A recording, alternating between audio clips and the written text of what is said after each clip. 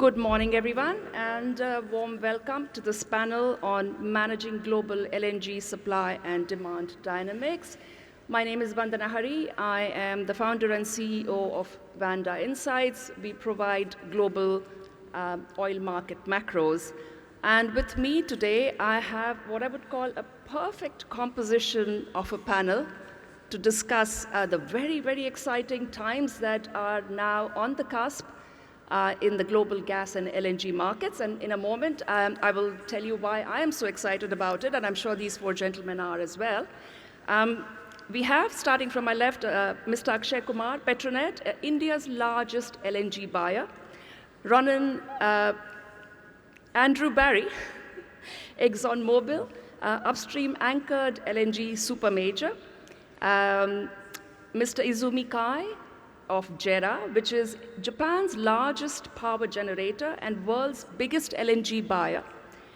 And Ronan Beskant, Total Energy is a major portfolio LNG player. So those of you here who are already in gas and LNG markets will agree with me that we have a perfect composition here. Why am I so excited? Well, we heard a lot of excitement and plans and aspirations and targets around India's gas plans yesterday. Of course, India is not alone. This part of the world, especially the emerging market economies in Asia that are generally described as energy hungry, are all looking towards natural gas. And some of the figures that I just want to throw out there is that we are at the doorstep of a major LNG supply wave. The figures I have with me is about 35 to 37 million metric tons of LNG supply coming on stream this year alone, which is about 8% of global LNG supply. And over the 4 years from 2027 to 2030, another 135 or 137 million metric tons coming on stream. So with that, very, very excited to have you four gentlemen on the panel. Thank you very much for making the time. Andrew, I'd like to start with you. For sure, it's an absolute pleasure to be in Goa this week, and what a fantastic conference, what a fantastic facility. Certainly a significant upgrade from where we were 2 years ago here in Goa, and so it's fantastic to be back. You mentioned about the additional supply that's coming on over the next few years, and we can all see that, and the projects are progressing, and our own projects are a part of that, which we're very excited about. I think, from our perspective, from ExxonMobil's perspective, we are very bullish about the demand for LNG over the coming decades. And I think, in fact, we're one of the most bullish when you look at third-party estimates and other company estimates. And there's many reasons for that. We believe very much that the way that natural gas can partner with renewables, the way that it's fungible, the way that it can replace alternative fuels makes it very attractive during this period. And so our forecast itself is that between now and 2050 will around double the LNG demand in the market. And so you mentioned a figure, I think it was around 40% increase that we expect to see. And I have a related question for you on that as well. So we saw a wave between 2015 and 2020 as well. Yes. How would you distinguish between that wave, especially when it comes to supply and demand keeping in step with each other and supply not overshooting demand, because we saw what happened with that in the 2015 to 2020 wave. So how do you see it different this time? Yeah, it's a very good point. And when you look at 2015 to 2020, the LNG supply/demand rose about 50%. And so the numbers are pretty similar from a percentage basis to what we saw back then. I think what makes us very confident about the longer term demand for LNG is that we see that there, even in the base case, there is a lot of latent demand that can become unlocked with additional supply that comes on. And India is a fantastic example of that, right? I mean, when you look at the gas-fired power generation, which has been constructed here in India, there's more than 20 gigawatts of capacity, and the utilisation is down in the 30% range. You've got over 50 MTA of regas capacity that's been built, and the utilisation of that is still quite low. And so as supply comes online, there is this latent demand that we're going to see a response to. And we saw that in 2015 to 2020. What's happened over this, what I would say is a unique period of time where we had these very significant increases in prices that did hold back the demand growth. And even as you look at the international spot prices over this winter, yeah, they've moderated a lot, but as supply comes on, we see that there's going to be a good amount of demand response from that. Okay, so with the supply and demand dynamic, a lot of the composition, the structure of the market is also changing in very interesting ways. And Ronan, I'd like to come to you on that. Portfolio players. So they are increasingly sitting between producers and end users. I personally see that as a good thing. How do you see this structurally shifting the power, the risk allocation within the market? And you are in an excellent position to see both sides as well of how the buyers are responding to this shift in structure and how the producers are seeing it. Yeah, thank you for the for the question, and thank you for the invitation to participate to this convention. Incredible to see how big India is when you're coming to Goa. Interesting, like maybe to start up with is I'd like to qualify a little bit what's a portfolio player. There are plenty of different types in a bucket. For me, the portfolio player is someone that will bring to the customer geographical diversity and integration along the chain. In the world we live in, security of supply is coming back at the top of the agenda. Price is paramount, no doubt about that. But the customer, they want the LNG to be delivered. We are going in this industry and in this world from a crisis to another one. You're talking about Ukraine invasion, you're talking about COVID, you're talking about Panama drought, which blocked the Panama Canal for a while. There is always something happening, and it's becoming incredibly challenging for both the seller and the buyer to navigate. And that's where a portfolio player like us is coming. We bring that geographical diversity. We produce in 11 plants. We are exposed to different markets. We can offer diversity of index to the customer. So I think we should not see like portfolio players as only trading portfolio. I think it goes further than that. The trading part is bringing a lot of value to the industry. It's bringing liquidity, which facilitates the management of the risk. But when you look at the big portfolio player, for example, here my neighbor, like Gera, is a big portfolio. They're coming from the buyer side, and they have integrated all along the chain.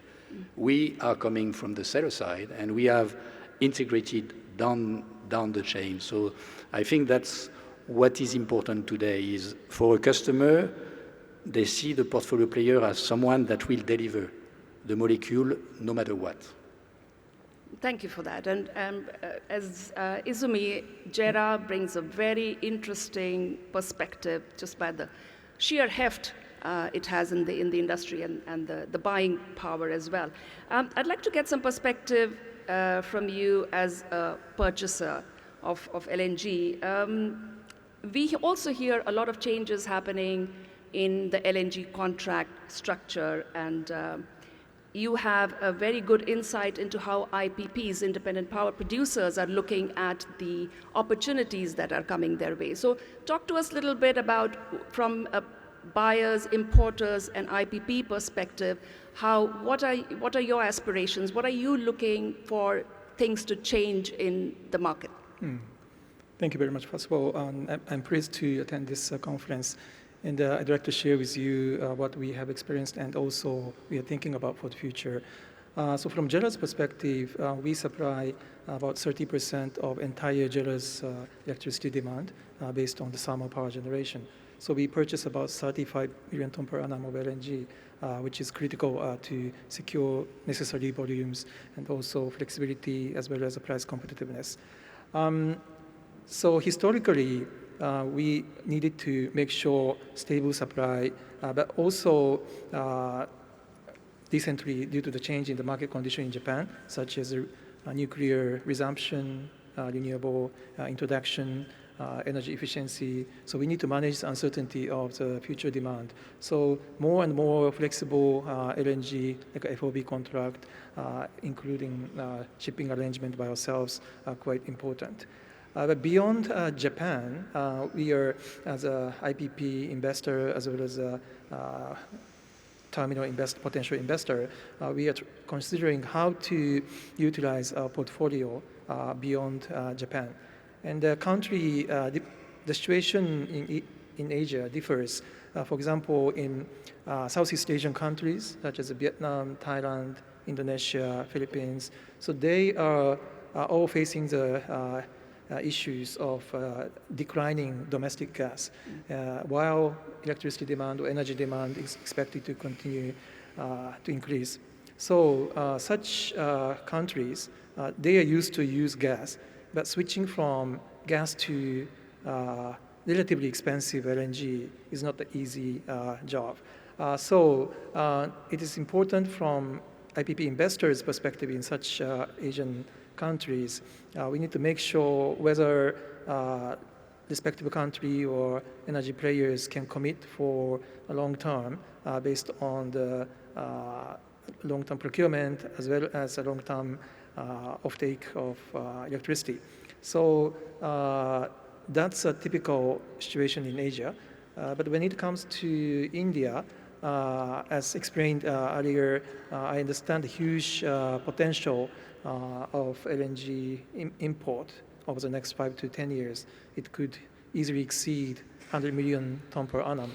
And although the global LNG demand will be double, India's percentage will be much greater than the current situation. So therefore, how India can achieve this stable import, securing long-term LNG procurement, that's critical. But from potential IPP investment perspective in India, that is relatively small in my understanding, because gas demand, majority will be for city gas distribution as well as supply to refineries. But towards 2050, depend on some statistics, I mean, the projection, about 1 terawatt of 1,000 megawatt of power generation demand is expected in India, and about 4% will be natural gas. So that's not small. 4% itself sounds small, but 4% of 1 terawatt is quite significant. So whether such a potential IPP, including increasing the plant load factor of existing gas-fired generation, is critical.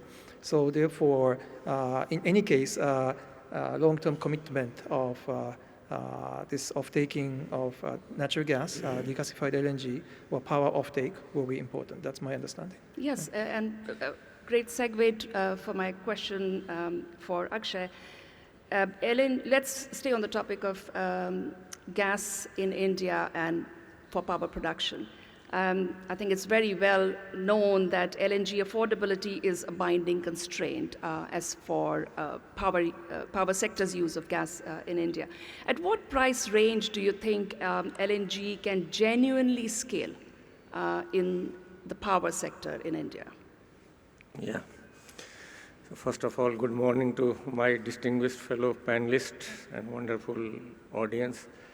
This is truly an honor to be the part of leadership panel at India Energy Week 2026 and discussing very important topics of how to balance the demand and supply, particularly for balancing the energy growth of the country and in particular and for the world.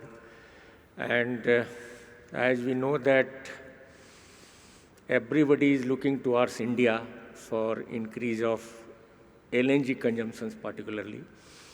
Yesterday in the opening session, we must have heard our Honorable Prime Minister mentioning that by 2030, government is targeting to increase the natural gas share by 15%.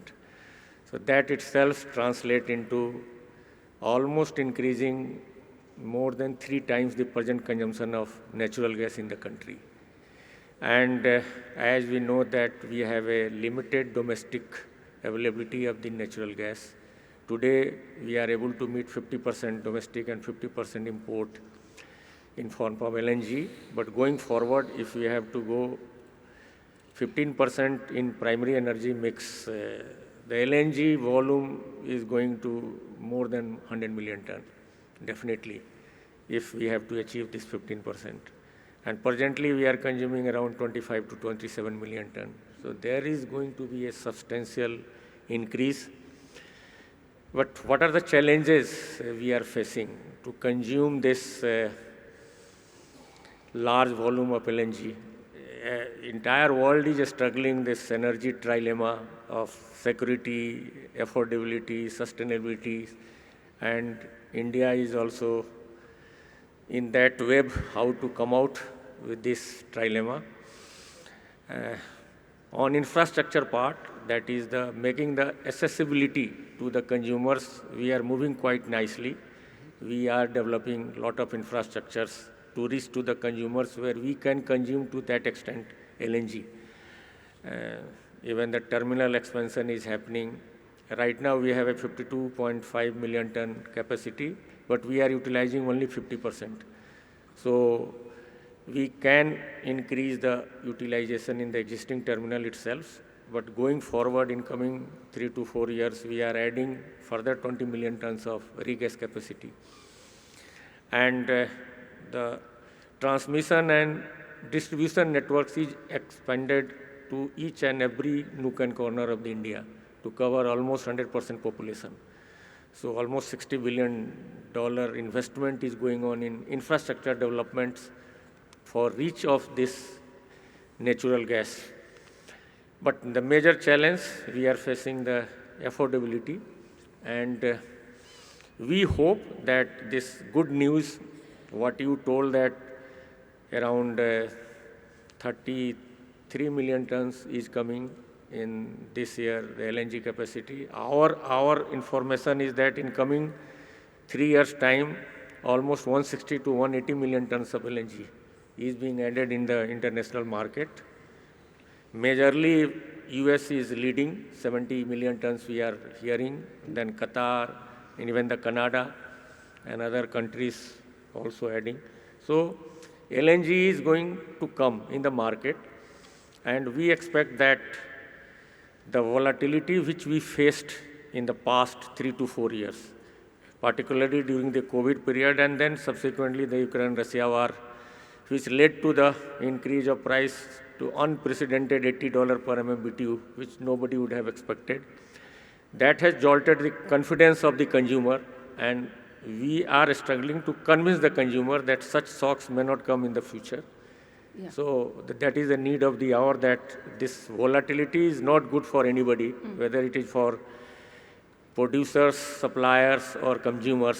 So we expect that this addition is going to stabilize the prices.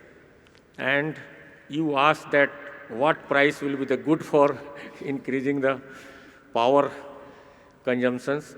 As we know that India has already got 27 gigawatt of installed gas-based power plant. That itself can consume more than 25 million ton per annum of natural gas. But hardly 20 to 25% capacity is being utilized just because of the prices, where that price is not affordable by these power producers to compete with the alternate fuel energy available in the country. So going forward, we hope that that will be the major trigger for maximizing the utilization of LNG once the prices are in an affordable range to these power producers. Can I put you on the spot a little bit, Akshay? Just if you can give us a number, dollars per MMBTU, or a range where it becomes comfortable I'm sure Actually, nobody in the audience will hold you to that. Just an estimate. I always struggle to work out a single number, and always I fail because at different point of time, this number is changing. And it all depends upon the alternate fuels, what is available in the market. Now, we are looking LNG at least to compete with the liquid fuel, not with the renewable and probably not with the coal. Coal. Yeah, it will be extremely difficult and maybe too much expectation to look for that it is going to replace the coal with the price of LNG. But the liquid fuel, there is a huge market, and one is the transport sectors. In transport sector, we have a huge potential for the LNG. Our estimate is that even the 4 to 4.5 lakhs, 450,000 long-haul trucks, if it is converted on the LNG, that itself will consume 10 to 12 million tons per annum of LNG. And that is quite doable. There is no technological issues. Only the infrastructure need to be developed, and we are on the track. People are putting a lot of infrastructure. So that is the one area where we can maximize the LNG use in the country.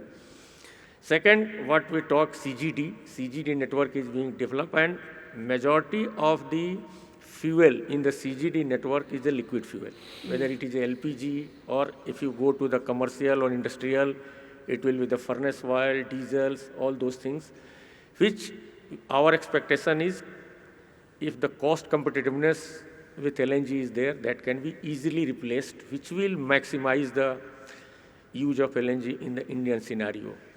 Coming to the coal replacement, as we know that we also do import a lot of coals for the power generations. And if you ask me the single number, I will just try to guess, may Please not do. be the correct. Anything around $6 to $7. Okay. Yeah. Thank you. For MMBTU. That's what I was going after. Yeah. Thank so you. that may work quite comfortable for the power generators. Wonderful. And which will improve quite large consumption of LNG in the market. Wonderful. So, Andrew, I see you smiling. So, I thought you did a very good job in answering that. so obviously, cost competitiveness, as Akshay mentions, is big. But from your perch, you also have great insights into the ecosystem of India. So what else do you think India needs to put in place in terms of the entire ecosystem to leverage to the most the upcoming wave of supply? Yeah, and I think Mr. Singh did a really good job in sort of answering, the key sort of dynamics in the marketplace. And the one that he did mention that we also agree there is significant growth opportunity is that LNG to transportation.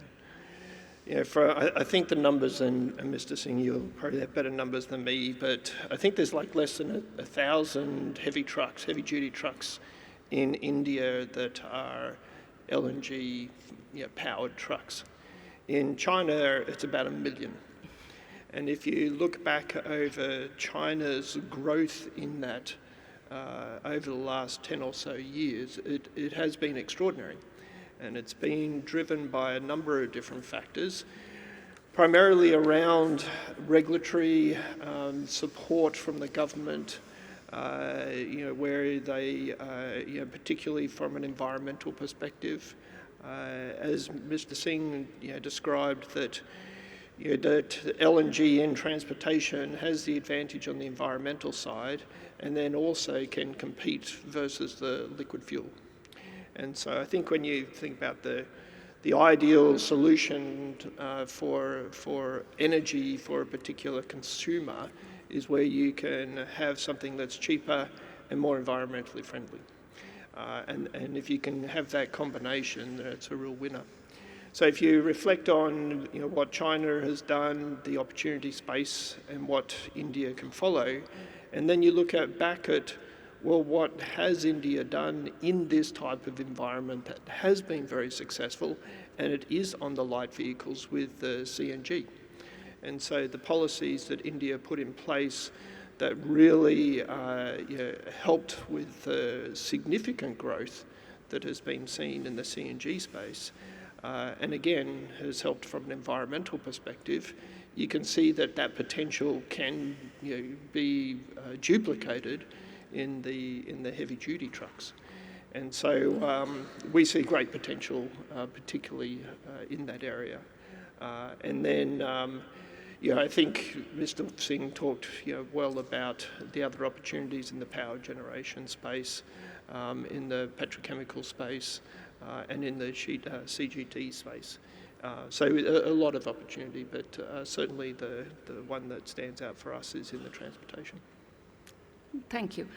Ronan, staying on the same theme of India's priority on supply security, so basically reliability of LNG supply and of course cost effectiveness, what do you see in terms of that India can do to build an LNG value chain that ticks the boxes on reliability and cost effectiveness? Yeah, I think we are quite bullish about LNG and gas in India. There is absolutely no doubt that it's going to play a huge role in the energy mix. It's feeding the energy transition. The ball is really rolling in India. When you look at it, India is already the 4th largest LNG importer in the world. And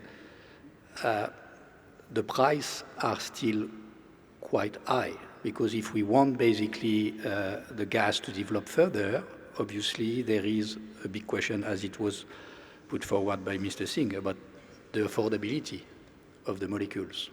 Today we sit, let's say, about $10 per MBTU, and the consumption of LNG in India is increasing, and it's allowed by quite a rapid development of the infrastructure. There is a lot of regasification capacity available, so it allows Indian customer to capture very quickly molecules if they need it. So price remain above what they were pre-COVID, but they are far less than what they used to be in 22, 23, where we experienced that massive increase that led to an immediate reduction of LNG supply to India. If you remember, between 21 and 22, I think the reduction was about 17 or 20%. So it's extremely reactive. But with all that supply that is coming to the market from the US, from Middle East, from Mozambique, we should expect the gas to allow to boost demand in the country. Beyond price, again, it's participating to the decarbonization of the industry. That's why for us as a company, the 2 pillars in India for operation, they're renewables. We're generating 10 gigawatt already of renewable in India. We expect to grow this to 18 gigawatt by 2030, and together with this, we expect to increase significantly our share of the market. And I think our Indian partners have already understood the role of the value of gas integration, LNG integration. You look at BPCL, ONGC, and Oil India. They have collectively they own 30% of Mozambique LNG. Mozambique LNG is a 13 million ton per annum plant, like a huge investment, about $20 billion, located 5,000 kilometers from India. It's 7-day sailing time. So I think with time flies, but like people have already taken the steps to build that LNG chain, like to have a reliable LNG supply to India. The infrastructure is there, the LNG integration is there, and it's combining with the rest of the energy mix. So we think that all the pieces of the puzzle are already there. Already in place. Izumi-san, the price sensitivity to LNG, certainly power sector, is a theme across this region, across Asia. Of course, Japan and Korea are probably exceptions. Where do you see, if prices become, let's say, get into the sweet spot, and we get what Mr. Akshay is hoping for. Where do you see gas unlocking the potential in the power sector? Will it be in baseload generation or peak shaving? How do you see this playing out in the power sector in the price-sensitive part of Asia? Yes, so again, even within Asia, even within Southeast Asia, the situation is slightly different, not the same, right? So we need to think about the tailor-made approach for each country. So, for example, Vietnam, they have a government plan to develop 16 or 17 LNG power project from north to south by 2030. That's the official plan, but that's not. To be frank, it's not realistic considering the procurement of gas turbine, transformer, etc. Even LNG supply is abundant. Downstream infrastructure development is also very critical. So, so such countries requires base load supply as well as middle load as well as a peak load. So for base load, replacing the coal generation, that is also one of the potential lowers. And the other one is, of course, to manage the intermittency of renewables. So gas-fired generation is, due to the flexibility nature of the plant, it can be introduced effectively.